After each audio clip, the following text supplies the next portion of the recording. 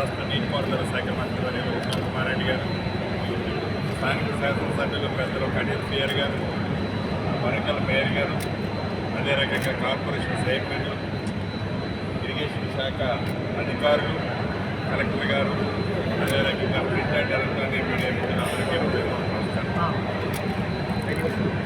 ఈ దేవాదుల ప్రాజెక్టు ఆనాడు దివంగత నేత వైఎస్ రాజశేఖర రెడ్డి గారు 2004లో శ్రీకారం చుట్టడం జరిగింది.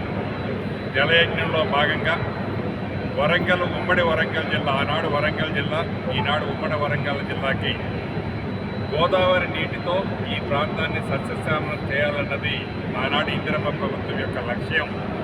అంతకుముందు ఉన్న ప్రభుత్వం 2001లో శ్రీకారం చుట్టిన దాన్ని కార్యరూపంలోకి దాల్చలేకపోయారు.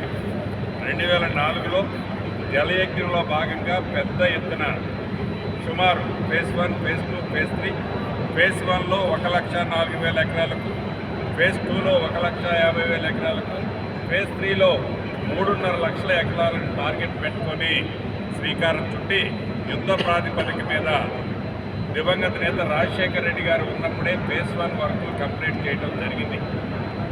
వారు మరణించిన తర్వాత వచ్చిన ఇందిరమ్మ ప్రభుత్వంలో కిరణ్ కుమార్ రెడ్డి గారు కానీ, రోసయ్య గారు కానీ, ఇందిరమ్మ ప్రభుత్వంలోనే ఫేజ్ 2 కార్యక్రమాన్ని కూడా పూర్తి చేసి ఫేజ్ 3 కార్యక్రమాన్ని కూడా వడివడిగా కంప్లీట్ చేయాలి అన్న తరుణంలో రాష్ట్ర విభజన జరిగి, విభజన తర్వాత వచ్చిన 10 సంవత్సరాలు పరిపాలించిన ఏ ప్రభుత్వం అయితే ఉందో ఈ దేవాదుల ప్రాజెక్టుని టోటల్గా నిర్లక్ష్యానికి గురైంది. ఆనాడు 2006-07 యూపీఏ గవర్నమెంట్ కేంద్రంలో ఉన్నప్పుడు దివంగత నేత రాజశేఖర రెడ్డి గారు దీన్ని ఏఐపిపి స్కీమ్లో చేర్చిన ఘనత ఆనాటి ఇందిరమ్మ ప్రభుత్వానికి. మళ్ళీ ఈనాడు గౌరవ ముఖ్యమంత్రి రేవంత్ రెడ్డి గారి నాయకత్వంలోని ఈ ఇందిరమ్మ ప్రభుత్వం పెద్దలు ఉత్తమ్ కుమార్ రెడ్డి గారి చేతుల మీదుగా ఫేజ్ 3ని కూడా మళ్ళీ ఇందిరమ్మ ప్రభుత్వంలోనే పూర్తి చేయబోతున్నాం. అంటే ఇందిరమ్మ ప్రభుత్వం యొక్క చిత్తశుద్ధి, ఇందిరమ్మ ప్రభుత్వం యొక్క కార్యదీక్షత ఎలా ఉంటుందో ఈనాడు మీరు స్పష్టంగా చూడాలి.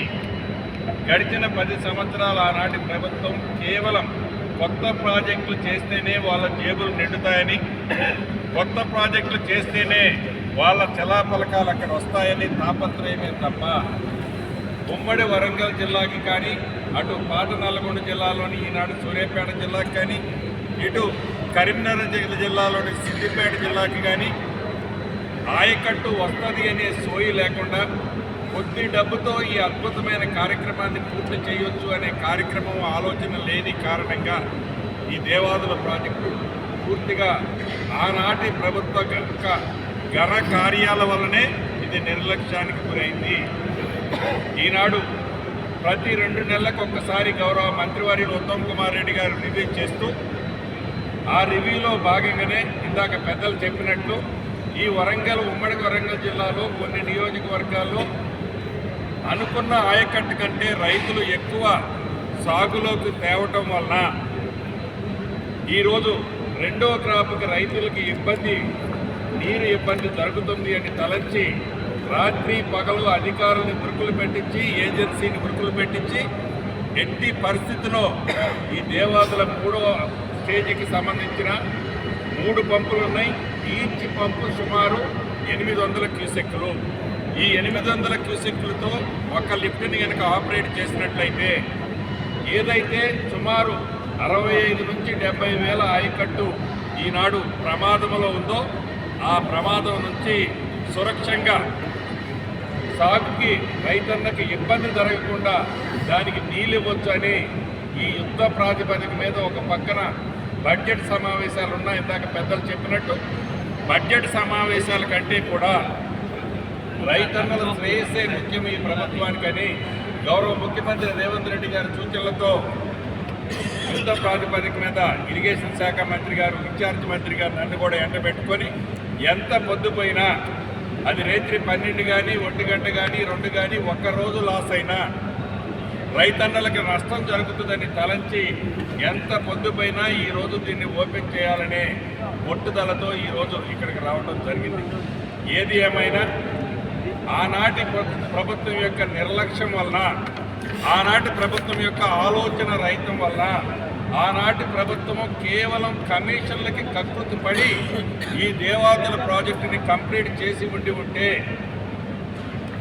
2004 నుంచి 2014లో ఏ పని అయితే ఆనాడు 10 సంవత్సరాలలో ఇందిరమ్మ ప్రభుత్వంలో పని జరిగిందో 2014 నుంచి 2023 చివరి వరకు ఆ 10 సంవత్సరాల్లో టోటల్గా ఈ ప్రాజెక్టుకి నిర్లక్ష్యం చేసిన ఫలితంగా 6,000 కోట్ల సుమారు ప్రాజెక్టు 13,500 కోట్లకు వచ్చింది. ఆ 13,500 కోట్ల ప్రాజెక్టు ఈనాడు టెంటేటివ్గా 18,000 కోట్లకు వచ్చింది. వీటంతటికీ కారణం గడిచిన 10 సంవత్సరాల్లో సాధించుకున్న తెలంగాణ రాష్ట్రంలో ఆనాటి ప్రభుత్వ నిర్వాహకమే అనేది పెద్దలు మాజీ ముఖ్యమంత్రి గారి నిర్వాహకమని చెప్పక తప్పదు. ఈనాడు అనేక ప్రాంతాల్లో ఈనాటి ప్రతిపక్షం అవాకులు చవాకులు పేలుతుంది. వరి పంట ఎండిపోతుంది, దానికి బాధ్యులు ఇందిరమ్మ ప్రభుత్వమని, తాగునీటికి ఇబ్బంది వస్తుంది, దానికి బాధ్యులు ఇందిరమ్మ ప్రభుత్వం అని చెప్తున్నారు. అయ్యా, తాగునీటి విషయానికి వచ్చిన ఈ దేవాదుల ప్రాజెక్టుతో ఈ ఉమ్మడి 3-4 జిల్లాల్లో తాగునీటిని సస్యశ్యామలం చేయాలని దూడదృష్టితోనే ఆనాడు దివంగత నేత రాజశేఖర రెడ్డి గారు వారి స్కీమ్లో సాగునీరుతో పాటు తాగునీటి కూడా పుష్కరంగా ఇవ్వాలన్న ఆలోచనతోనే ఈ ప్రాజెక్టు ఆనాడు స్థాపించారు. మీరు మిషన్ భగీరథ కార్యక్రమం ద్వారా సుమారు 39,000 కోట్ల రూపాయలు ఖర్చు పెడితే ఇందిరమ్మ ప్రభుత్వం మన ప్రభుత్వం వచ్చిన ఈ